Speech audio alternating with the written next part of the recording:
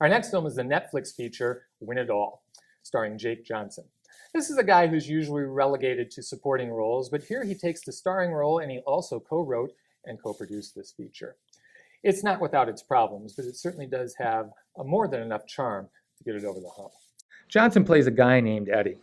He's a lovable, rather directionless man who has no real job, but he's always able to scrape up just enough money to fuel his gambling addiction. A friend of his pays him a visit one night, telling him he'll be going to jail for a few months, and he asks Eddie to look after a duffel bag that he gives him. All he has to do is keep it safe, not look inside, return it to his friend when he gets out, and he'll get $10,000 for his trouble. What could go wrong? Well, of course, he can't resist looking inside the bag, and he finds money. A lot of money.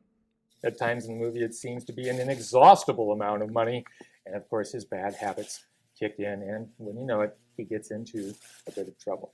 There's a good supporting cast on board here, including newcomer Aislinn Durberg, plays the young love interest in the movie.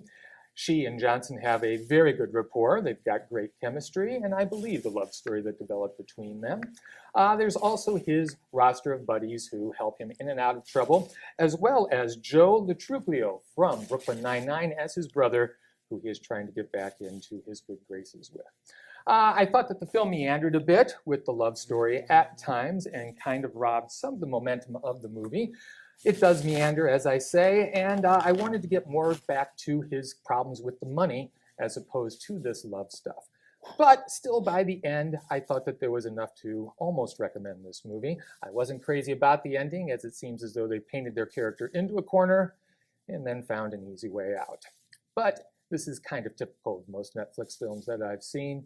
A good beginning, and then a slow tapering off by the end. I would have to disagree with you a little bit on this one. I thought it was a comedic gem. I truly enjoyed it. Where I thought the weak point was the love story. I thought pacing issues definitely occurred with that.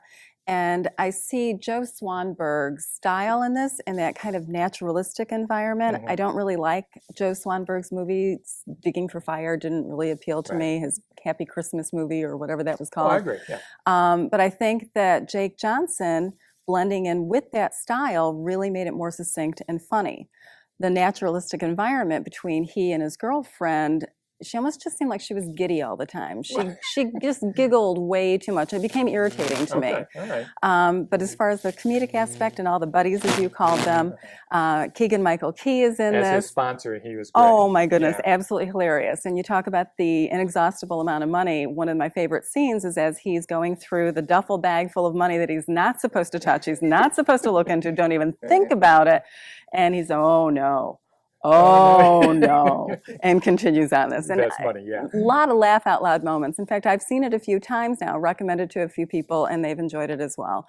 I would highly recommend this. I think Jake Johnson does a great job as co-writer, producer, and lead of this film. And thank you, Keegan-Michael Key, for being a part of this as well. Well, that's fine.